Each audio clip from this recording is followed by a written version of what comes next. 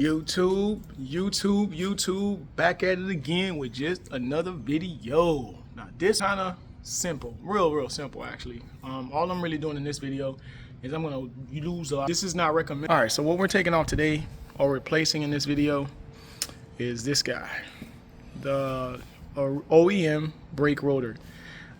Yeah, they're great. I think they're great, but the company Kawi kind of cut some corners and they want to keep it like that. So what I picked up was this guy. I did this to almost every motorcycle I've owned, and it's one of the things that I always tend to want to do, and that's go with a lightweight rear racing rotor. I think these are the best thing you can purchase for your ZX6, for your Z10. Too bad they don't make it for like the Z9s or the ZX bikes. They only make it for the Ninjas. But we're gonna install this today. So first thing we gotta do is take this guy off, and then we're gonna take this guy off, and then once we take this guy, put this guy on, and then put it back on the bike and go for a ride. So let me take this off real quick. Hold on. Let me set you guys up on the camera tripod, and I'll just get started. All right. So what I like to do is I like to check the fitment. So what I do is here, I put it up against the original wheel, just make sure that the bolts. So yeah, she's gonna see it pretty, and it's gonna be in this direction. So let me pop the. I noticed something about Kawi. Most of their sockets or their Allen heads are T40s, which is pretty interesting. And I had this T40 the whole time, and I bought a whole new set or whatever. All right, so let's knock that off real quick. You can't tell me that don't look better than how it was. So no more. Hello. So what I like to do is, as you saw, I had to put it in here. I put it right here.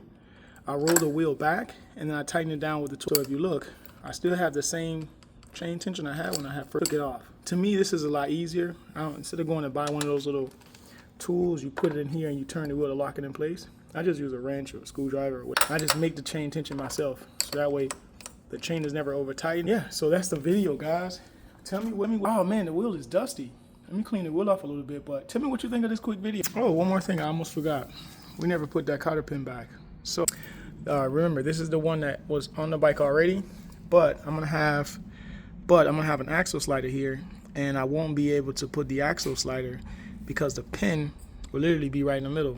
So the thing I'm gonna do, I bought a pack of this, and what I do now is I put this, because this is a lot smaller size, this will literally fit right through that hole from the inside, and then I bend these out on the outside over the nut, and they hold it in place. Let me just do it. It takes two hands, so I won't be able to show you how I do this, but it just literally goes right through that hole.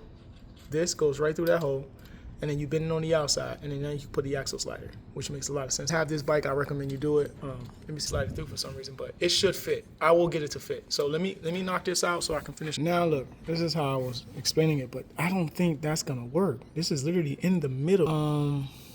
So when I get the rear axle sliders, I'll show you guys what I mean. But to me, this is how I'm doing mine.